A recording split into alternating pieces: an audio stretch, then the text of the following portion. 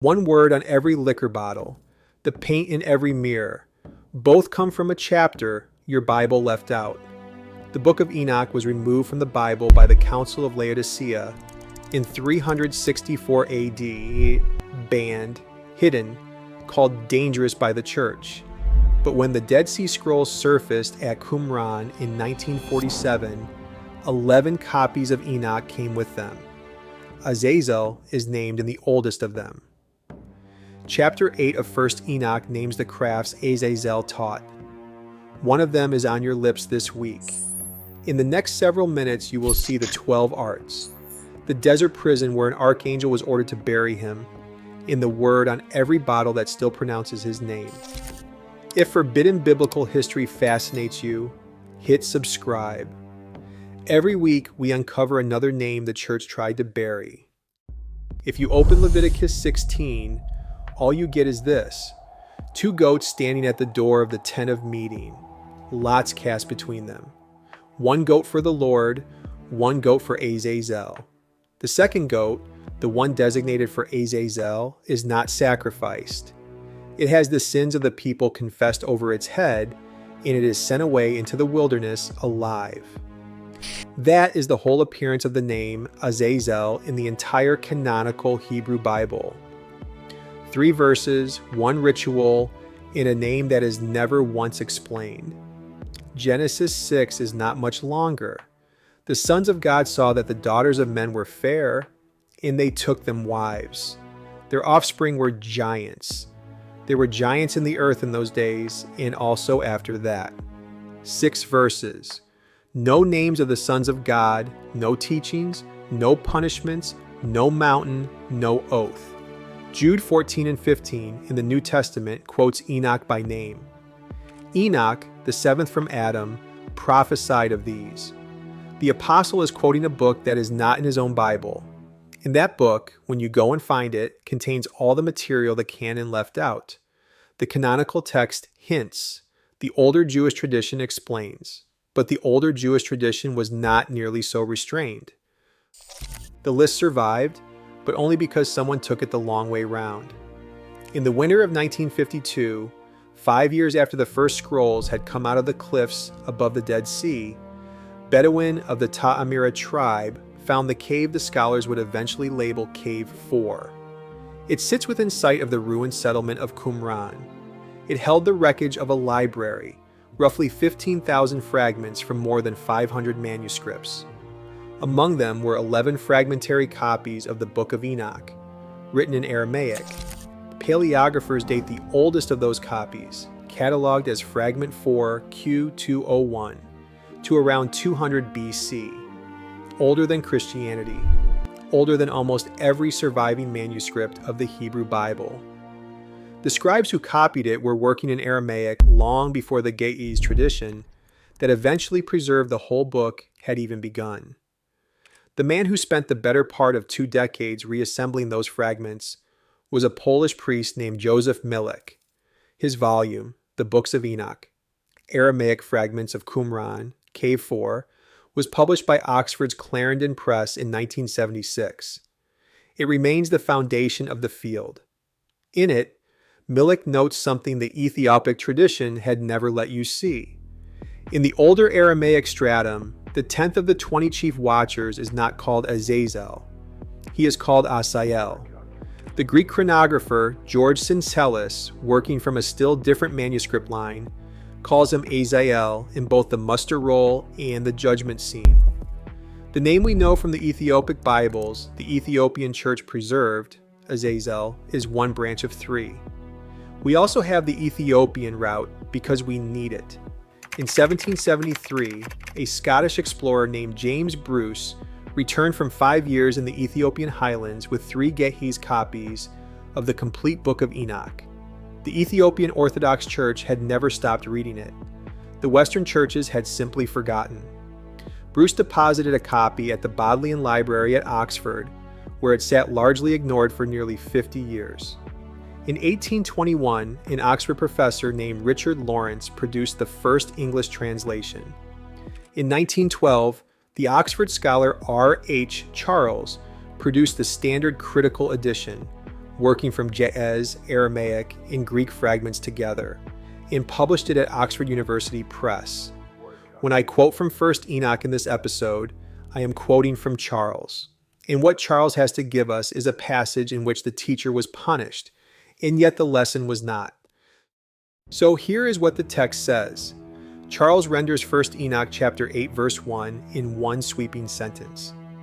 And Azazel taught men to make swords and knives and shields and breastplates, and made known to them the metals of the earth and the art of working them, in bracelets, in ornaments, in the use of antimony, in the beautifying of the eyelids, in all kinds of costly stones, in all coloring tinctures. That is verse 1 in Charles's 1912 wording.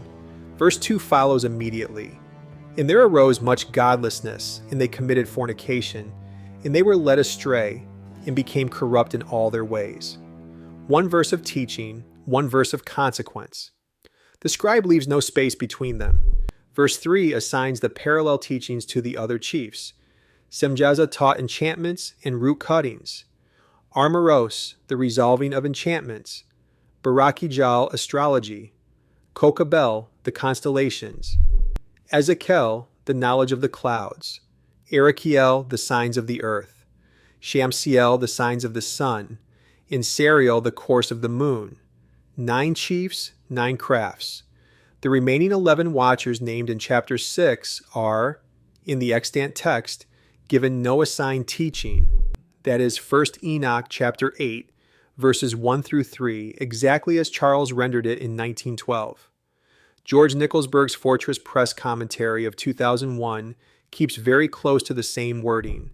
The substantive variants involve which chief takes which specific enchantment and how many total decadarchs are counted. Millick's Aramaic reconstruction of Fragment 4, Q 202, supports the general shape of the metallurgy list and, importantly, calls the teacher of these arts Asael rather than Azazel. Charles, working primarily from the Ge'ez, kept the name the Ethiopian church had used for 1500 years.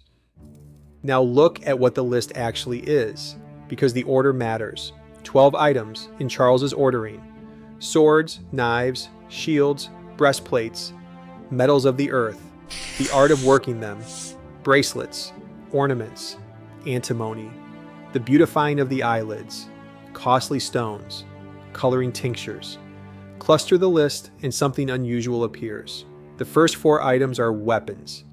The next 2 are the industrial capacity underneath the weapons, the mining and metallurgy that lets a Bronze Age or Iron Age civilization exist at all. And then the remaining 6 items are adornment, jewelry, powder, paint, stones, dye. The scribe moves without a pause from the sword in a soldier's hand to the paint on a woman's eye, as if there is a single continuous craft running underneath both. Something like revealing what the earth was hiding. That is a strange grouping. Weapons and cosmetics do not usually cohabit in ancient lists of forbidden knowledge, but in the scribe's view of Azazel, they do. Whatever he is being condemned for is broader than either category alone. Compare Semjaza's parallel curriculum in verse 3. Enchantments, root cuttings, astrology, the constellations, the clouds, the signs of the earth, the sun, the moon. Semjaza gives knowledge of things you can only know. Azazel gives things you can hold. 2 rebellions, 2 different theories of what humanity was not supposed to have. The teacher was punished for both curricula. Only one of the lessons, in the way the scribe seems to have feared, was permanent. There is the manuscript variant to be honest about. In the Aramaic fragment 4Q201, the muster roll of chapter 6 lists the 10th of the 20 chief watchers as Asael, not Azazel. In fragment 4Q202, some of the punishment material of chapter 10 is preserved, and the name there is difficult to reconstruct because the parchment is damaged at the critical point. The Greek Syntelis, working from a different textual tradition entirely, renders the name Azael in both places. The Ethiopic that Charles worked from split the 2, calling the teacher Asael in the muster roll and Azazel in the judgment scene. Whether these are the same figure under two orthographies or two related figures who were merged over centuries of copying is a live question in the field. In my reading, they collapse. The crimes charged to Azazel in chapter 10 are the crafts taught by Asael in chapter 8. In the manuscript history is the record of a name that moved. The scribe's arrangement of the 12 arts tells you something else too. The passage does not name Azazel as the leader of the 200 watchers who descended. That title in chapter 6 belongs to Semjaza.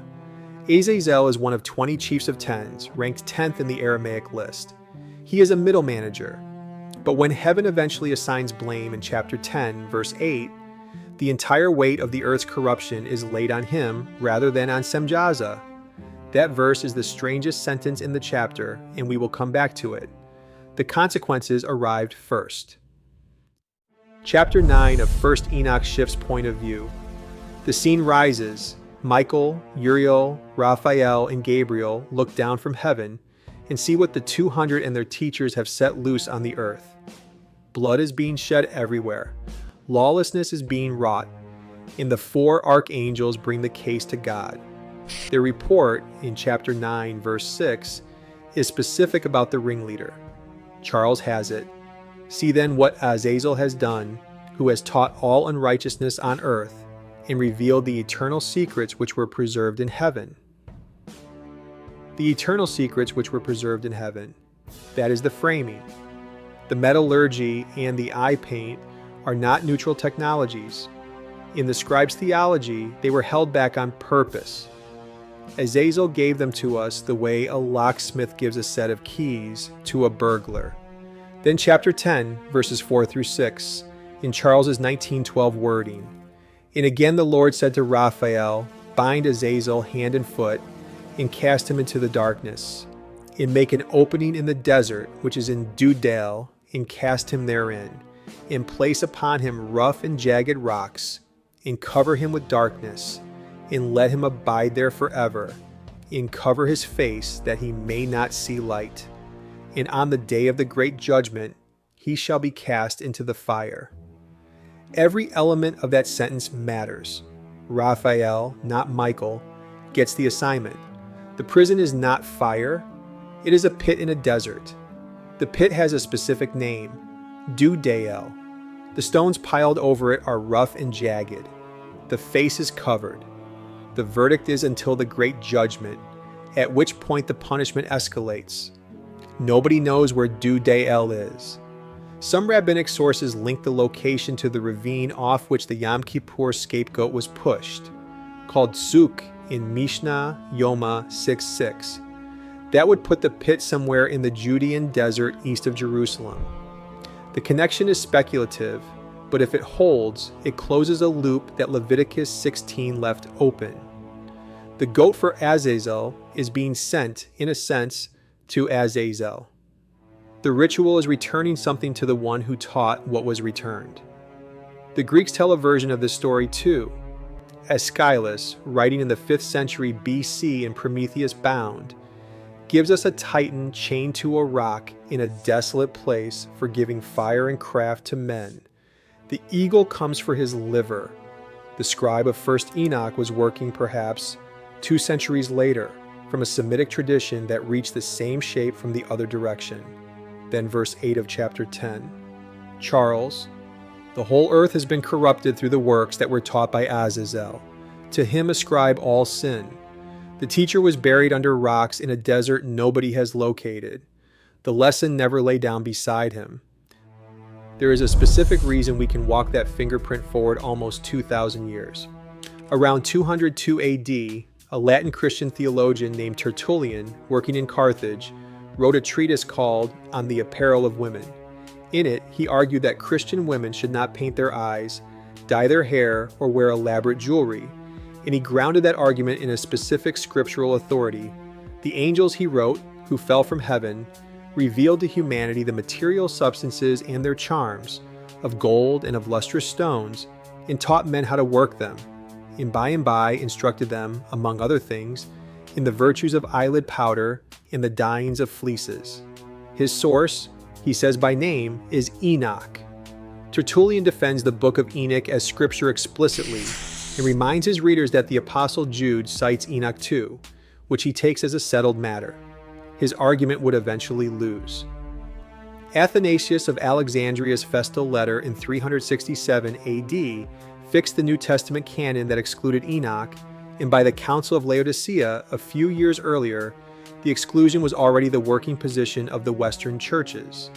But 2 centuries before that, a serious Latin theologian in North Africa was preaching against eye paint on the authority of chapter 8 of 1 Enoch. That is the earliest recorded downstream use of Azazel's list. Now, the etymology. Ancient Egyptians ground the mineral stibnite in antimony sulfide into a fine, dark powder and painted their eyelids with it starting around 3000 BC. The purpose was partly cosmetic and partly medicinal. Modern pharmacology has shown that antimony compounds around the eye have real antimicrobial effects, which is likely why the practice persisted for so long. The Arabic word for that powder, once the practice spread through the Near East, was al-Kuhl, literally the Kohl. When Arabic scientific and alchemical texts began to be translated into Latin, in Toledo, and elsewhere from the 11th century onward, al-Kuhl entered medieval Latin as alcohol, but it did not yet mean what it means now. It meant any very fine powder produced by sublimation, the finest, most refined form of a solid. The word carried the idea of essence, of the purest form of a thing. Then, in the early 16th century, the Swiss physician and alchemist Paracelsus took the word one step further. Distillation had begun producing what the alchemists called the spirit of wine, a clear and burning liquid drawn out of fermented grape must. Paracelsus called it alcohol vini, the refined essence of the wine, the same category of purified thing as the eye paint had been. That is the leap. The word left the powder behind and attached itself to the drink. Every time a bartender pours a spirit today and calls it alcohol, he is pronouncing, in a language nobody at his bar speaks, the name of Azazel's eye paint. The teacher was punished. The lesson was not. It sits on your bathroom counter and behind every bar on earth. There is more. The element antimony sits on the periodic table at atomic number 51. Its chemical symbol is Sb for the Latin stibium, which is the Latin name for the powder the Egyptians had been grinding since 3000 BC. Every chemistry textbook printed in the last century carries that fingerprint on one square of one table. And the cosmetic itself never went anywhere. Kohl is still sold today in the beauty aisles of every Middle Eastern and South Asian country, and increasingly in the Western ones. The eye paint of the Egyptian tomb portraits is the eye paint on the eyelid, on the magazine cover on the newsstand. One last note. In modern Hebrew, there is an idiom, lek le Azazel, which translates literally as go to Azazel. It is the ordinary Hebrew way to say go to hell. The teacher was punished. The name kept a job. In my reading, chapter 8 of 1 Enoch is not really a list of crimes. It is a theory of civilization, and possibly the bleakest one ever written. The scribe seems to have believed that everything humans use to make life more than survival, from the metal that becomes a blade, to the powder that becomes an eye, to the stone that becomes a ring, was handed to us by someone who was punished for handing it over. Whatever your view of the theology, that is a striking claim about the origin of the arts.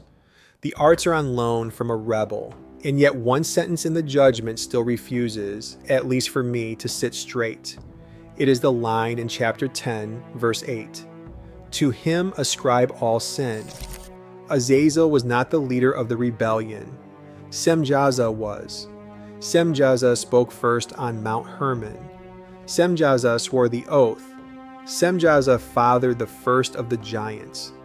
Yet when heaven assigns the total weight of the earth's corruption, every share of it lands on the craftsman rather than the founder. I have not made up my mind about that choice. One reading is that the scribe understood something we still do not always understand. Leaders come and go, but a craft once taught does not. You can bind Azazel under rocks in Dudael, and you have not touched the eye paint on the eyelid of anyone who has already learned to grind it. The verdict falls on the teacher because the teacher is the only thing you can actually contain. Which brings us to the question underneath this whole episode. If the teacher was punished and the lesson was not, then who exactly did the punishment protect?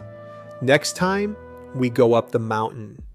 200 angels stand on the summit of Mount Hermon, 2,814 meters above the sea, on the border of what is now Israel, Syria, and Lebanon. They are afraid, not of what they are about to do, but of doing it alone. One of them, ranked first in the muster roll, speaks.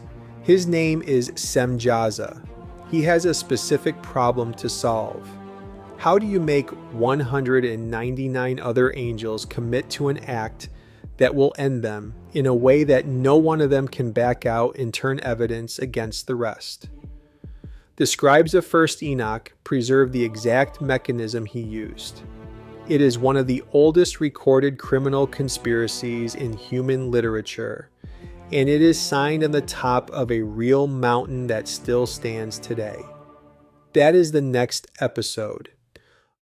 Of the 12 arts Azazel taught, which one do you think has cost humanity more in the long run? The sword or the mirror? Tell me in the comments and tell me why. If you enjoyed this one, give it a like. It genuinely helps the channel, and subscribing means you will not miss the next one. See you then.